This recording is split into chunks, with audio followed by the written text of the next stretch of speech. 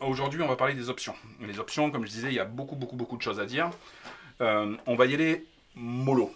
Parce que sur les options, concrètement, c'est un sujet qui peut être très intéressant, avec beaucoup d'éléments, beaucoup de choses qui sont pertinentes et qui peuvent vous servir, y compris sur les futurs.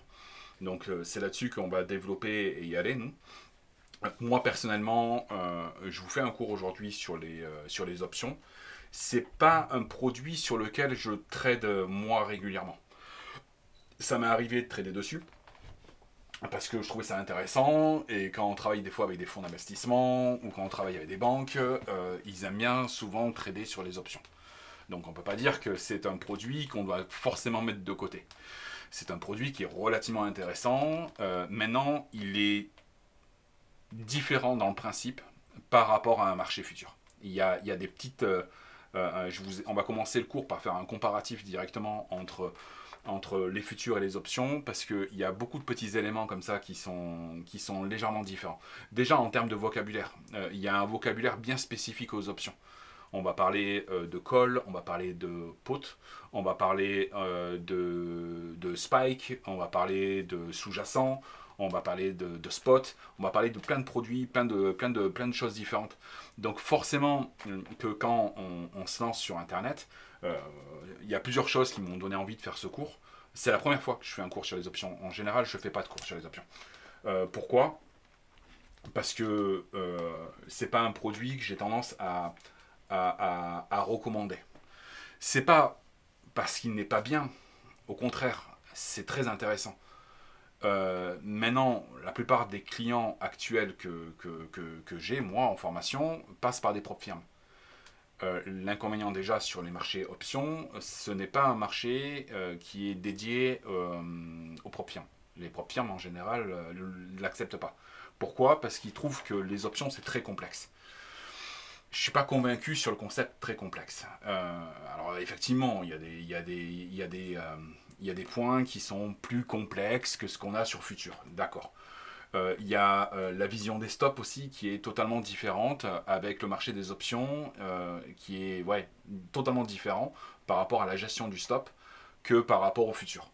Donc il y a des petites choses comme ça qui sont totalement en écart d'un côté ou de l'autre. Et bon, moi par défaut, ce que j'apprécie beaucoup, mais énormément, et c'est peut-être mon outil fétiche et ce que je préfère quand je travaille sur les futurs, c'est le DOM.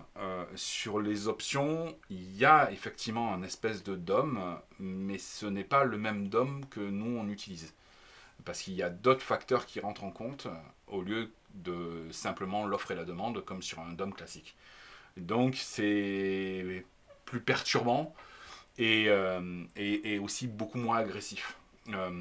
C'est-à-dire que sur Futur, vous avez des grosses quantités de liquidités en règle générale, à part certains produits qui manquent un peu de liquidité.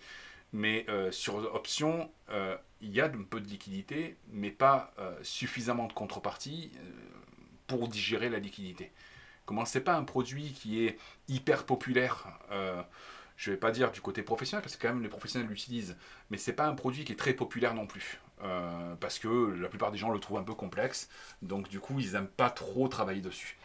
Et le résultat de tout ça, c'est qu'on manque un petit peu de contrepartie sur ce genre de marché-là, donc il digère moins rapidement la liquidité, donc le marché en lui-même est beaucoup plus lent et moins attractif.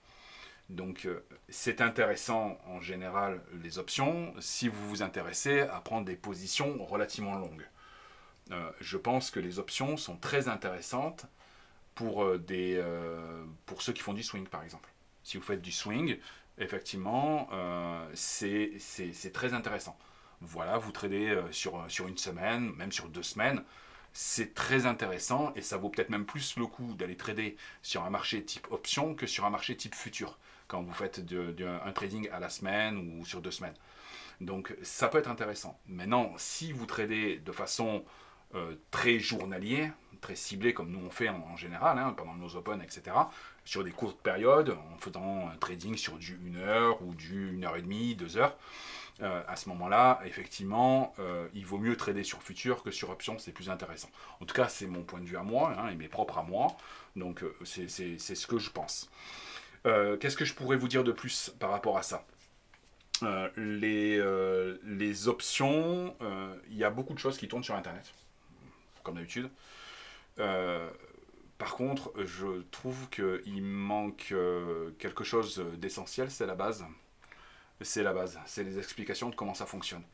Alors, il y a deux motifs qui m'ont inspiré pour faire cette émission sur les options. Il y a Yann, avec le fait qu'il tradait sur des très courtes périodes, et donc du coup en tradant sur des très courtes périodes, je pense qu'il y a certaines stratégies qui sont inspirées des options qu'on pourrait retranscrire et réutiliser sur futur. Actuellement, je suis en train de faire des tests, c'est plutôt pas mal, ça fonctionne plutôt bien, et en gros j'ai mis le robot dessus pour l'instant pour faire du backtest. Du backtesting sur un historique de 8 ans. Ouais, c'est ça, 8 ans d'historique. Et sur 8 ans d'historique, il s'en sort bien. Il s'en sort même très très très bien en utilisant les stratégies qui sont, on va dire, adaptées au futur, mais en partant de la base des options. C'est pour ça que je vous la propose. De plus, avec ça, on va aller un petit peu plus loin. Je trouve ça dommage. J'ai vu une vidéo du broker avec qui je travaille en ce moment. Ils ont fait des vidéos sur le marché des options, et je trouve que le discours du spécialiste option, les gens étaient totalement largués. Et totalement largués parce qu'ils ne comprennent pas en fait l'espèce de vocabulaire qu'il y a derrière et à quoi correspond chaque élément. Pour quelqu'un qui a de l'expérience, qui manipule souvent les options, c'est limpide. C'est limpide. Maintenant, quand vous ne tradez pas les options, le vocabulaire paraît hyper complexe. Donc on va un peu débugger tout ça. On va y aller tranquillement. Et je vais vous expliquer, je vais vous donner les petits comparatifs. On va aller sur une suite de PDF. Si je me dis pas de bêtises, il me semble que j'en ai 6 de PDF. Ouais, c'est ça, j'en ai 6. J'ai 6 PDF. C'est pas des PDF classiques. C'est des infographies. J'ai utilisé de l'intelligence artificielle pour mettre en forme les PDF, ce que je vous disais la dernière fois, avec un nouvel outil qui permet de pouvoir le faire. Le contenu que vous avez dans le PDF, c'est exclusivement du contenu qui m'appartient à moi et à des collaborateurs avec qui je travaille. Donc du coup, vous avez vraiment un contenu de professionnels, avec une vision de professionnels. On vous a simplifié un peu le travail, et le fait d'utiliser ce système d'infographie grâce à l'intelligence artificielle, je pense que c'est intéressant. En plus, tout tient sur une page, thème par thème, donc ça sera beaucoup plus simple pour vous à comprendre ce mécanisme. Donc comment ça va se dérouler? Je vais vous expliquer ce que c'est. On va faire un comparatif, voilà, chercher le nom. On va faire un comparatif entre les marchés des futurs et les marchés des options. C'est la première chose, le premier thème qu'on va aborder. Le deuxième sera plutôt un guide pour vous expliquer, voilà, comment on rentre un petit peu en position et quels sont les éléments à prendre en compte.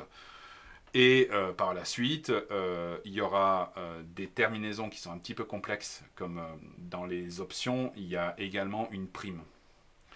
Vous n'avez pas que le cours classique, vous avez voilà, cette prime, et cette prime, elle a une importance quand vous rentrez en position. Je vous expliquerai un petit peu mieux comment fonctionne l'histoire de la prime.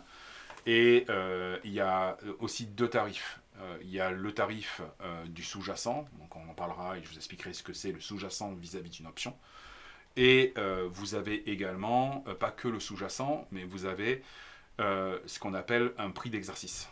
Donc vous avez deux tarifs différents. Et donc forcément, ces tarifs vont avoir des impacts différents sur le marché et donc sur la prime, etc., etc. Il y a plusieurs manières de gagner de l'argent avec les options. Ce n'est pas une simple courbe comme on peut avoir sur les marchés futurs. C'est un petit peu plus complexe, il y a plus d'éléments à regarder. Déjà, si vous avez suivi un peu l'idée, dans ce que je viens de vous dire juste à l'instant, il y a une histoire de prime. Il y a effectivement la courbe avec le prix du spot, le prix direct, hein, le prix du marché.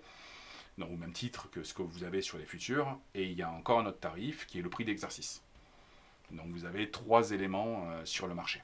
Et ces 3 éléments sont indépendants les uns des autres. Bon, indépendants, c'est un grand mot. Hein. On verra ça dans le détail également.